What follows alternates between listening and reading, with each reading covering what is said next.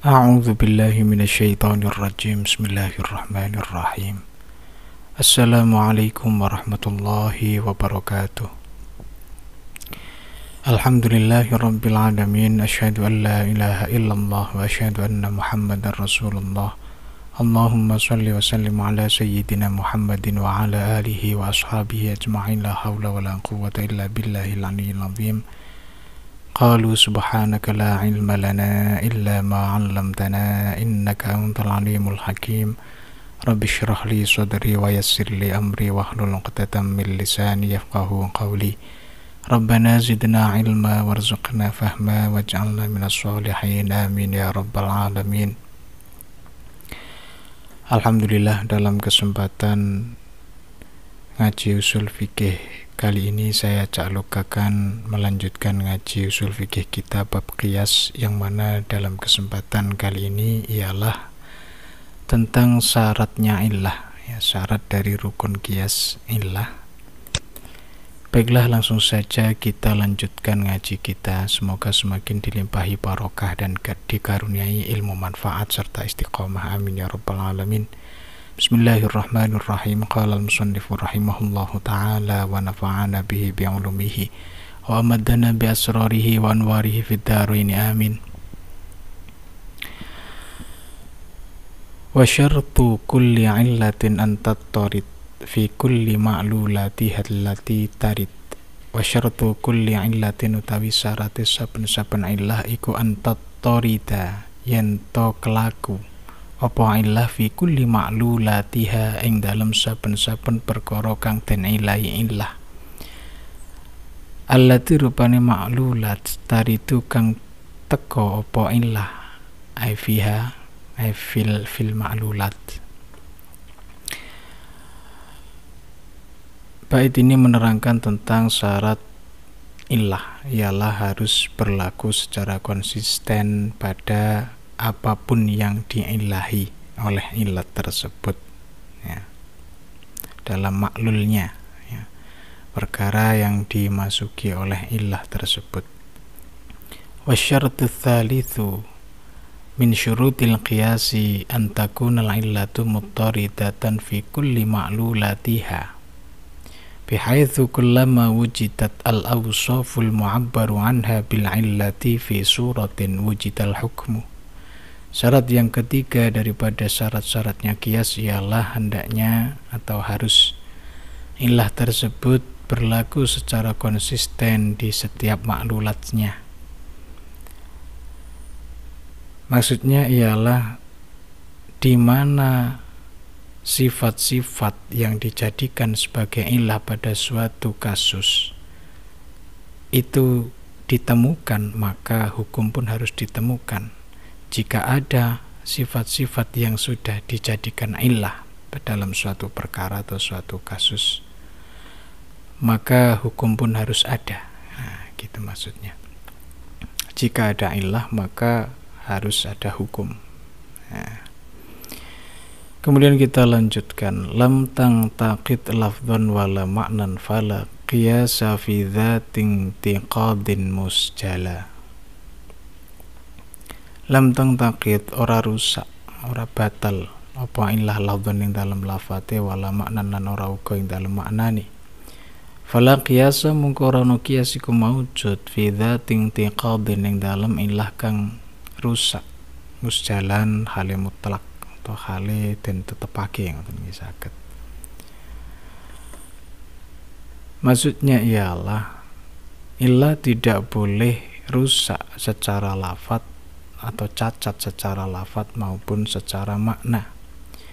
Jika ada kecacatan baik dalam lafaz ataupun dalam maknanya, makna ilah yang berupa makna atau ilah yang dari sisi lafaznya, maka qiyas tidak bisa dilakukan. Artinya tidak ada qiyas, tidak bisa disahkan untuk melakukan qiyas jika ilahnya cacat baik dari segi lafaz maupun makna. Ini baitnya. Kemudian kita baca penjelasan lebih lanjut. Hadza ma'nal ittiradi fil illati. Ini adalah makna daripada berlaku secara konsistennya illah di dalam maklulatnya yang diilai ilah tersebut.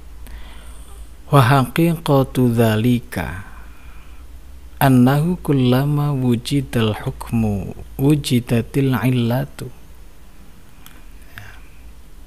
Hakikatnya ialah atau maksudnya ialah setiap ada hukum yang ditetapkan maka pasti ada ilah. Wa kullama wujidatil illatu wujidal hukmu. Jika ada ilah maka harus ada hukum. Nah, ini dibolak-balik sama aja. Ada ilah maka ada hukum maka ada ilah. Fala yasihu an tatakhallafa wa huwa ma'na qawlihi lam tangtaqid. Maka tidaklah bisa disahkan tidak ada ilah tapi ada hukum. Wa qawluhu lam tangtaqid lafdhan ma'nahu an tasduqal awsaful mu'abbaru biha anha fi suratin la yujadul hukmu ma'aha. Yang dimaksud dari bait lam tangtaqid lafdhan, tidak rusak ilah tersebut secara lafaz, ialah adanya ilah yang mana dijadikan dari sifat-sifat pada suatu kasus hukum, suatu kasus, kemudian tidak ada hukum padanya pada kasus itu. Ini berarti cacat secara lafaz atau rusak secara lafaz.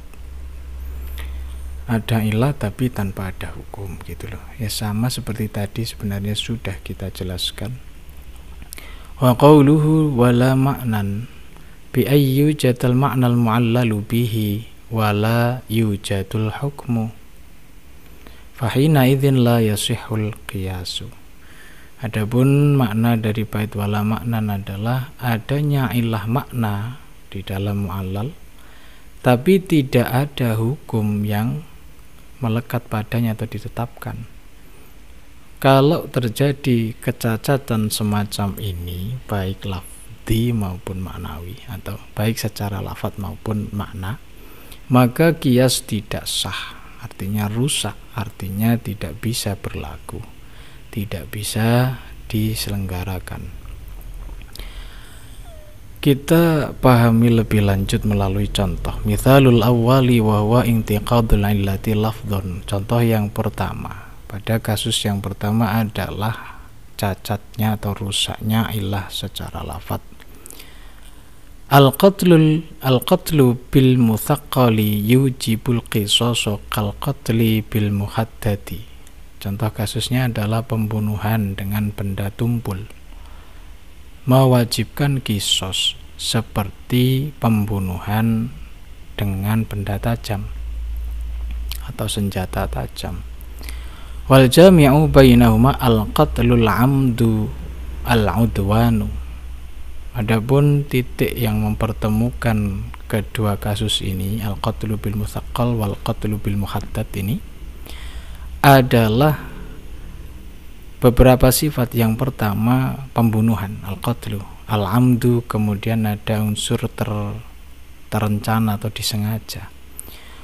Al-udwanu, kemudian ada penganiayaan, al-zulmu gitu ya. Fayang taqidu dzalika biqatlil walidi waladahu.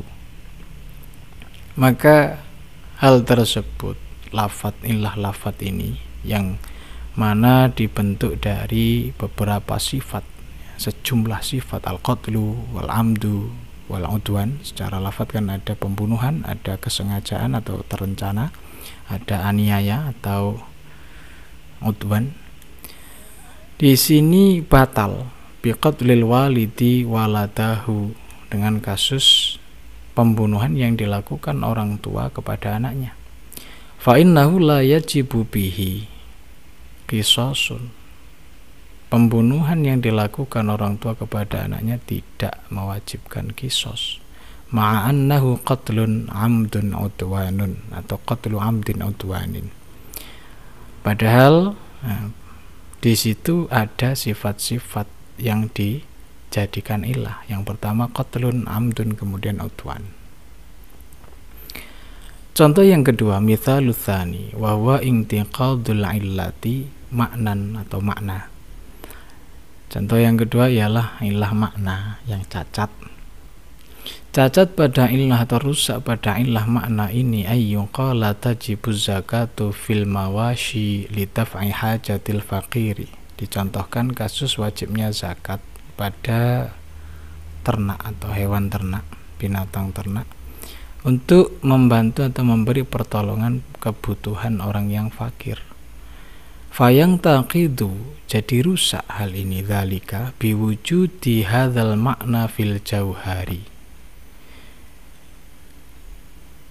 Hal ini rusak ketika dihadapkan pada kasus intan atau berlian, jauhar, di mana jauhar ini memiliki makna yakni bisa litaf'i hajatil fakir, ya, satu perkara yang menjadi makna di balik misalnya dikiaskan zakat gitu. Tetapi ini rusak, tidak terjadi. Wa mithaluhu aidon, karena tidak ada kewajibannya ini. Tidak terjadi karena tidak ada kewajiban zakat pada intan ataupun berlian. Wa mithaluhu aidon, contoh lagi yang lain. Malam yubayyitis siyama minal laili yu'ra awwalu siyamihi yu'ra awwalu sawmihi anin niyati fala yasihhu ka aryi awwali sholatihi minha. Contoh lagi yang lain adalah orang yang tidak menginapkan niat puasanya di malam hari, artinya tidak berniat puasa di malam hari sebelum subuh, sebelum fajar. Yu'ra awwalu shaumihi anin niyati, ya, dia melakukan puasa tanpa niat. Fala yasihhu, maka puasa fardunya itu, ini maksudnya puasa fardu ya, yang tanpa niat kemudian tidak sah, karena harus tabyitun niyah. Karena puasa fardu seperti puasa Ramadan itu niatnya harus sebelum fajar. Ka'aryi awwali sholatihi minha, hal ini seperti wajib atau keharusan niat di dalam sholat pada awal sholat pas takbiratul ihram itu. Maka ketiadaan niat di malam hari disamakan ketiadaan niat di awal sholat, karena ketiadaan niat di malam hari sama halnya ketiadaan di awal puasa. Fayuj'alu aryu awwalis shaumi anin niyati illatan libutlanihi, maka dijadikanlah ketiadaan niat pada awal menjalankan imsak atau puasa menjadi illah batalnya puasa tersebut, puasa fardu tersebut. Fayang taqidu bisaumit tatawwu'i, namun hal ini rusak, makna ini rusak bisaumit tatawwu'i, dengan hukum keabsahan niat tanpa tabyid pada puasa sunnah. Jadi puasa sunnah tidak diwajibkan niat pada malam harinya. Fa innahu yasihu biduni tabyiti, karena sesungguhnya puasa sunnah itu masih sah ya sebelum melakukan hal-hal yang membatalkan puasa, meskipun tanpa niat di malam hari. Faqad wujidat al-illatu wa hiya al-aryu bidunil hukmi wa huwa adamus sihhati fin nafli. Maka di sini ditemukan illahnya, ada illah, yakni ketiadaan tabyid, ketiadaan niat pada awal melakukan puasa gitu ya, bukan tabyidnya. Bidunil hukmi, tapi tidak ada hukum, yakni pada kasus puasa sunnah tidak adanya hukum tidak sah di dalam puasa sunnah. Nah, ini tidak bisa diberlakukan qiyas gitu. Wal marji'u fil intiqadi lafdhan wa ma'nan ila wujudil illati bidunil hukmi Wa innama ghayara bainahuma li'anna al-'illata fil awwali lamma kanat murakkabatan min awsafin muta'addidatin nudhira fiha ila janibil lafzi. Sebenarnya kerusakan atau cacatnya illah secara lafaz atau dari sisi makna ini dikembalikan pada adanya illah tanpa adanya hukum. Adapun yang membedakan antara keduanya adalah karena illah di dalam kasus yang pertama, yakni secara lafaz, di mana illah tersebut adalah disusun atau dijadikan dari sejumlah sifat atau beberapa sifat, maka dilihat dari sisi lafaz. Adapun yang kedua adalah karena ilahnya adalah hanya satu hal, perkara yang satu, maka nudhira fiha ilal makna. Hal ini ditinjau pada sisi makna. Wa kanahu mujarradu istilahin. Maka seolah-olah keterangan ini, pembedaan secara lafzi maupun maknawi ini dalam kasus rusaknya atau intiqadul illah di sini hanyalah peristilahan teknis, gitu ya. Wa qauluhu musjalan ay mutlaqon, maksud daripada bait musjalan adalah mutlak, sudah. Allahu a'lam bishawab. Semoga mudah dipahami, semoga dikaruniai ilmu yang manfaat dan juga barokah. Amin ya rabbal alamin. Allahu a'lam bishawab. Assalamualaikum warahmatullahi wabarakatuh. Allahumma shalli ala sayyidina Muhammad.